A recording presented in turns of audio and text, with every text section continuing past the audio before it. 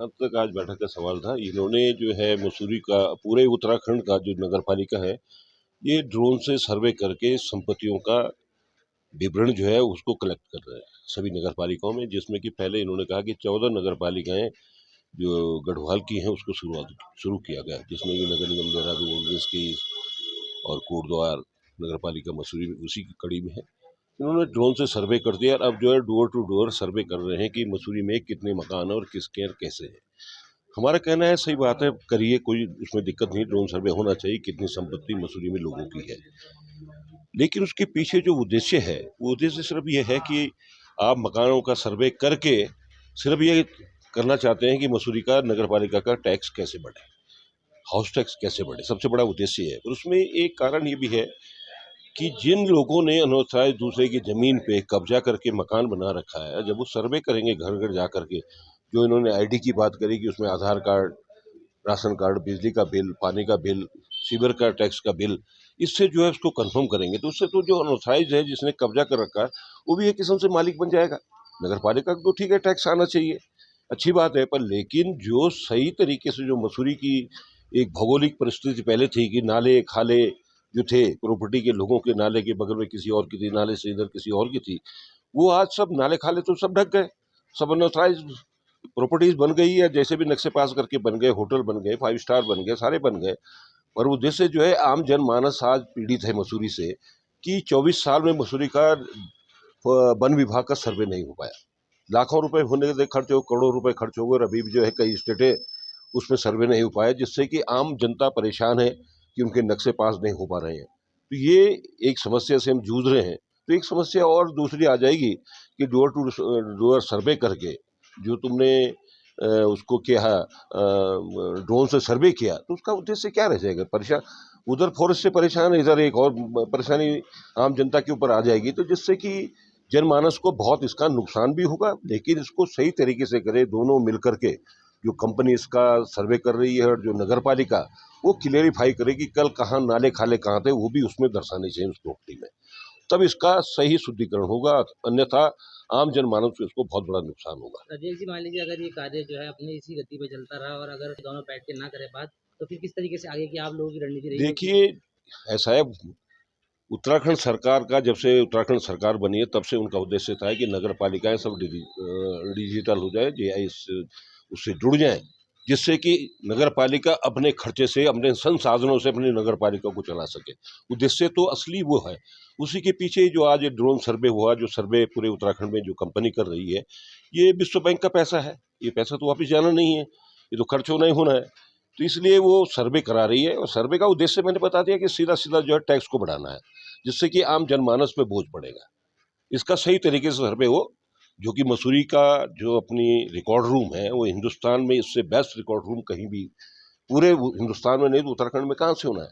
और सबसे बड़ी नगर पालिका मसूरी की 64 स्क्वायर किलोमीटर की नगर पालिका है। हम तो कह रहे हैं कि जब कहीं कहीं इन्होंने कहा है, जिन्होंने सर्वे किया, कि जैसे लवासना हुआ, आईटीबीपी हुआ, वुडी स्टॉक हुआ, आईटीएम हुआ, इन्होंने परमिशन नहीं दी कि हमारे यहाँ कोई ड्रोन का सर्वे नहीं हुआ, क्योंकि बड़ी कॉन्फिडेंशियल बातें हैं जो कि लीक आउट ना हो जाए। तो ये भी एक बात है कि इसका कैसे निराकरण करेंगे। ये मिल बैठ करके पहले जनमानस के साथ, आम पार्टियों के साथ बैठ करके इसका कार्य शुरू करना चाहिए था। इन्होंने सीधे पहले ड्रोन सर्वे कर दिया, उसके बाद जो है जब फाइनलाइज करने की बात आ गई तब इसको धरातल पर लाने की बात कर रहे हैं, जो कि अनुचित है। इसको सही तरीके से किया जाए, जिससे कि नगर पालिका को फायदा हो, सरकार को फायदा हो, और आम जनता को, मसूरी के लोगों को फायदा हो। भारत सरकार शहरी विकास का मैंडेट है कि हर निकाय को डिजिटल करना है। इसी क्रम में उत्तराखंड शहरी विकास विभाग द्वारा फर्स्ट फेज में 4 निकायों में ये सर्वे कराया गया, और अब सेकेंड फेज में 10 निकाय इसमें लिए गए, जिसमें हमारा मसूरी भी है। इसमें पूरी प्रॉपर्टी का एक तो ड्रोन सर्वे होना था, जो हमारा हो चुका है। इसके बाद डोर टू डोर सर्वे होना है।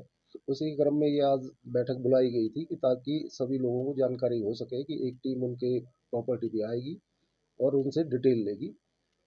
लोगों में अनावश्यक भय ना हो कि कौन आ रहे हैं, क्या आ रहे हैं, इसलिए ये बैठक की गई थी। और हर प्रॉपर्टी का डोर टू डोर सर्वे होगा, उसका एक डिजिटल डाटा बनेगा, और इससे मैं समझता हूँ कि 1 अप्रैल से ये लागू हो जाएगा और इससे जो सबसे बड़ी सुविधा होगी हाउस टैक्स जमा करने की, ऑनलाइन आदमी कहीं से भी अपना हाउस टैक्स जमा करवा सकता है, क्योंकि यहाँ मसूरी में मैक्सिमम प्रॉपर्टी बाहर के लोगों की है, जो दिल्ली या हरियाणा वगैरह रहते हैं, और उनकी एक ही वो रहती है कि हम ऑनलाइन टैक्स जमा नहीं कर पाते हैं। तो एक तो ऑनलाइन टैक्स जमा हो जाएगा, दूसरा जो म्यूटेशन के लिए लोग घूमते रहते हैं, म्यूटेशन ऑनलाइन हो गया। आप अपनी जो प्रॉपर्टी आईडी, हर प्रॉपर्टी को आईडी मिलेगी, वो उस प्रॉपर्टी की आईडी होगी, वो अपनी आईडी पे क्लिक करेगा और उसे म्यूटेशन करवाना है तो म्यूटेशन अपने डॉक्यूमेंट्स जिनके आधार पे करना है उनको स्कैन करके अपलोड कर देगा, फीस जमा कर देगा, और म्यूटेशन की हर फाइल का मूवमेंट कहाँ कहाँ जो हो रहा है वो हर उस पे मैसेज उनको जाता रहेगा कि आज टीएस पे फाइल गई तो मैसेज जाएगा, टीएस ने टीआई को भेजी तो मैसेज जाएगा, उसने फील्ड विजिट कब करनी है टीआई ने, वो मैसेज भी उस पे चला जाएगा। तो इससे काफ़ी सुविधा लोगों को हो जाएगी। सर आपने बैठक में देखा अभी काफी लोगों को कुछ काफी शंकाएं भी थी और नगर पालिका से कुछ चीजें क्लियर करना चाहे तो उस शंकाओं का समाधान किस तरह करेंगे? नहीं, उनकी शंका ये थी कि जो अतिक्रमण हुआ है और वो भी मालिक बन जाएंगे इसमें, तो ऐसा नहीं है, क्योंकि जैसे ही नगर निगम देहरादून में ये लागू हो चुका है और 1 साल से ये प्रॉपर काम कर रहा है। वहाँ पे 129 बस्तियां हैं जो नदी रिस्पना बिंदाल के किनारे बनी हुई है, लेकिन इस सर्वे से ये नहीं हो रहा है कि उनको ओनरशिप मिल गई। हमारे पास एक डेटा आ गया कि हाँ ये सरकारी लैंड थी और इस पे इतने अतिक्रमण हो रखे हैं, इस बस्ती में इतने मकान हैं, उसका एक डेटा पूरा हमारे पास आ जाता है कि कितनी प्रॉपर्टी अतिक्रमण में, कितनी लोगों की अपनी ओनरशिप की है। तो उसमें ये घबराने की नहीं है कि वो अतिक्रमण करके अगर उसने बनाया हुआ तो वो उसका मालिक बन गया।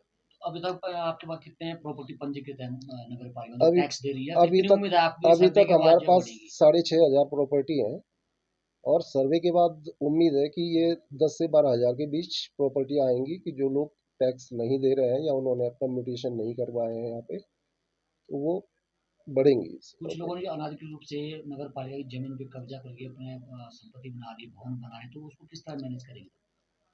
क्या वो हटेंगे या वो टैक्स के दायरे उस में आएंगे या उनको कोई संपत्ति का मालिकाना हक दिया जाएगा?